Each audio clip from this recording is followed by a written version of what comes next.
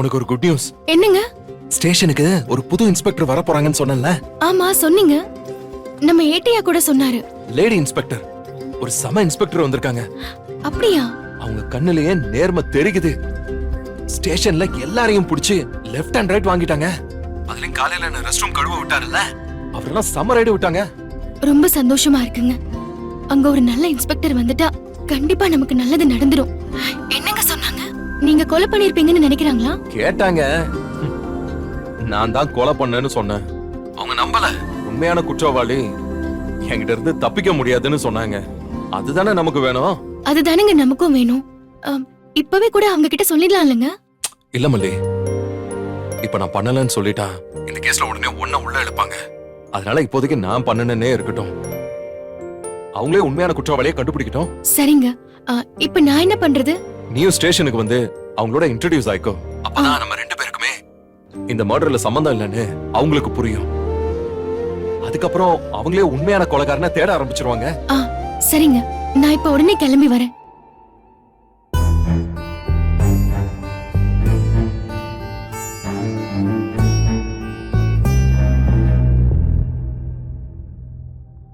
மயிலு, எப்பவும் இப்படிதான் போன் பாத்துட்டு இருப்பியா? ஏதாவது படிக்கலாம்ல? அக்கா, காலேஜ்ல டெய்லியும் அதை பண்ணிட்டு தானே வந்திருக்கேன். இங்க இருக்கும்போது தானே போன்லாம் பார்க்க முடியும். இன்டர்நெட்ல ஃப்ரீயா படிக்கிறதுக்கு நிறைய கோர்ஸ் இருக்கு, கத்துக்கிறதுக்கும் நிறைய இருக்கு. சும்மா ஏதோ வீடியோ பார்த்துட்டு நீ பொழுத கழிச்சிட்டு இருக்காத. சரிக்கா. அப்புறம் நான் இப்ப அவசரமா போலீஸ் ஸ்டேஷன் போறேன். வெண்பா ஈவினிங் வந்துருவா. அவளுக்கு ஏதாவது ஸ்நாக்ஸ் பண்ணி கொடு. அவளுக்கு குடிக்கிறதுக்கு மில்க் ஷேக் மாதிரி ஏதாவது பண்ணி கொடு. கண்டிப்பா பண்ணி தரேன்க்கா. சரி, நான் போயிட்டு வந்துடுறேன்.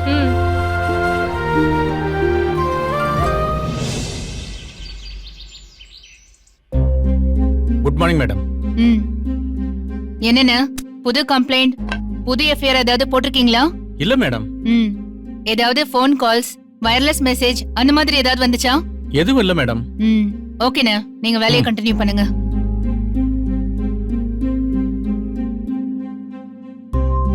Hello madam. ஹலோ விஜய்.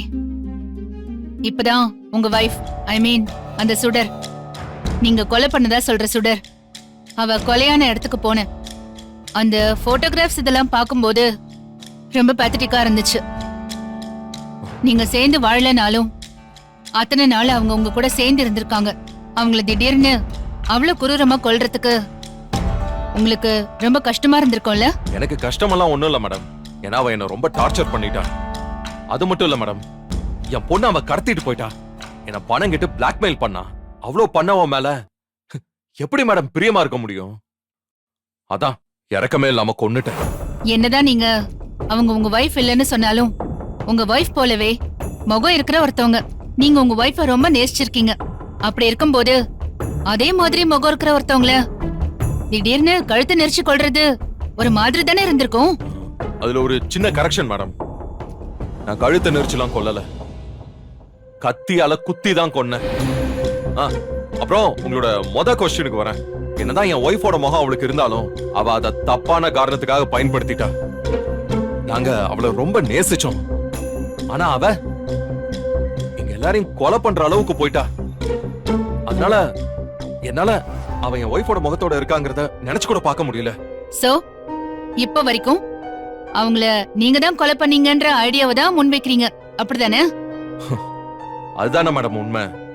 அப்ப அதை தானே முன்வைக்க முடியும்.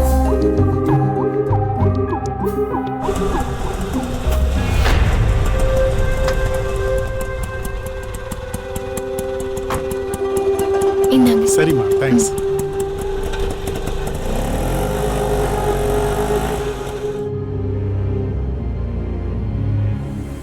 மேடம்,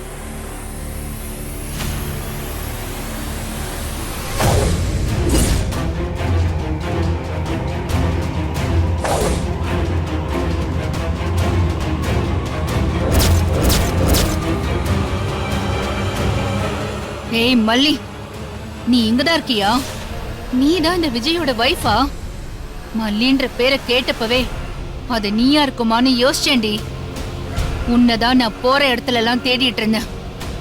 என்கிட்ட வந்து சரியா மாட்டிருக்க. கடவுள் காரண காரியமாதான் என்னை இந்த ஸ்டேஷனுக்கு அனுப்பி வச்சிருக்காரு. காரண காரியமா தான் உன் புருஷனோட கேஸ ஏன் கைக்கு கொண்டு வந்திருக்காரு. தொலைஞ்சிங்கடி நீங்க 2 பேரும். மேடம்,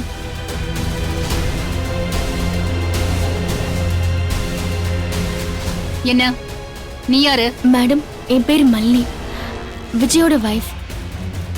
விஜயோட வைஃபா? அது ரேணுகாவோ ஏதோ ஒரு பேர் சொன்னாங்களே. அவங்க இப்போ இல்ல மேடம்.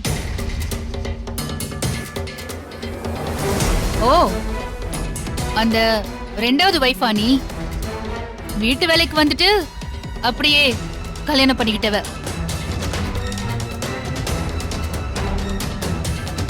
மேடம், உங்களுக்கு யாரு என்ன சொன்னாங்கன்னு தெரியல. நான் வீட்டு வேலைக்கு வரல, எங்க வெண்பாவை பாத்துக்கிறதுக்காக வந்தேன். நான் அவரோட ஒரே வைஃப், அவ்வளோதான். இந்த 2வது 1வது அந்த கதையெல்லாம் இல்ல. அதான் அப்படியே வந்துட்டு அப்படியே விஜய் 2வதா கல்யாணம் பண்ணிக்கிட்ட.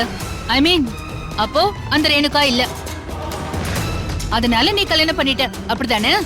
ம், ஆமா மேடம். சரி, இப்ப என்ன விஷயம்? எதுக்காக இங்க வந்திருக்க? என் ஹஸ்பண்ட் வர சொன்னாரு. நீங்க இன்ஸ்பெக்டரா பொறுப்பெடுத்திருக்கீங்கன்னு சொன்னாரு. அதான் உங்களை பார்த்து பேசிட்டு போலான்னு வந்தேன். எனக்கு இப்ப நிறைய வேலை இருக்கு. நீ போயிட்டு இன்னொரு நாள் வா, அப்புறமா எல்லாம் பேசிக்கலாம். சுந்தர் மேடம், சொல்லுங்க மேடம். விஜய கோர்ட்ல ப்ரொடியூஸ் பண்ணி விசாரணைக்கு ஒரு 3 நாள் வேணும்னு கேட்டு வாங்குங்க. நான் சீக்கிரமா இன்வெஸ்டிகேஷன் ஆரம்பிக்கணும். ஓகே மேடம், பண்ணிடுறேன். சரி, எனக்கு கொஞ்சம் வெளியே வேலை இருக்கு, நான் போயிட்டு வந்துடுறேன். Okay madam. ம்.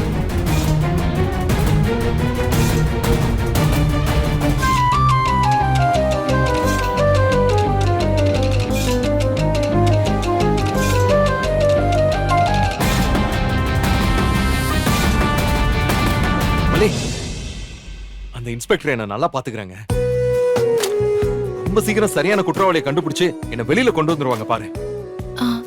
நடக்கட்டும்ங்க, சீக்கிரம் அது நடக்கட்டும். கை எப்படி இருக்கு? அது எப்படி? நீயும் கைய பத்தி விசாரிக்கிற, அந்த மேடமும் கைய பத்தியே விசாரிக்கிறாங்க. ஓ, அவங்களும் விசாரிச்சாங்களா?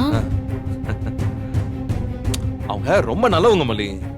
சீக்கிரமே உண்மையான கிரிமினலை கண்டுபிடிச்சிருவாங்க பாரு. ம், சரிங்க.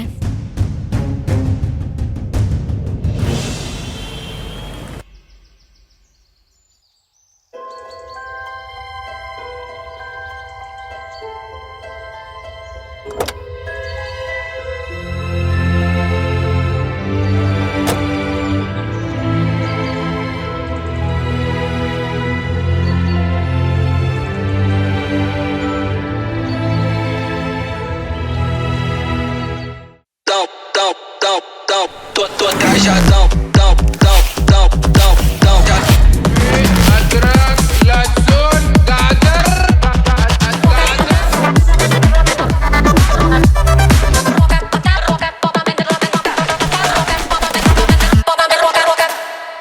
இந்த வீடியோ உங்களுக்கு பிடிச்சிருந்தா லைக் பண்ணுங்க, ஷேர் பண்ணுங்க, காமெண்ட் பண்ணுங்க. மறக்காம சரிகமா டிவி ஷோஸ் தமிழுக்கு சப்ஸ்கிரைப் பண்ணுங்க.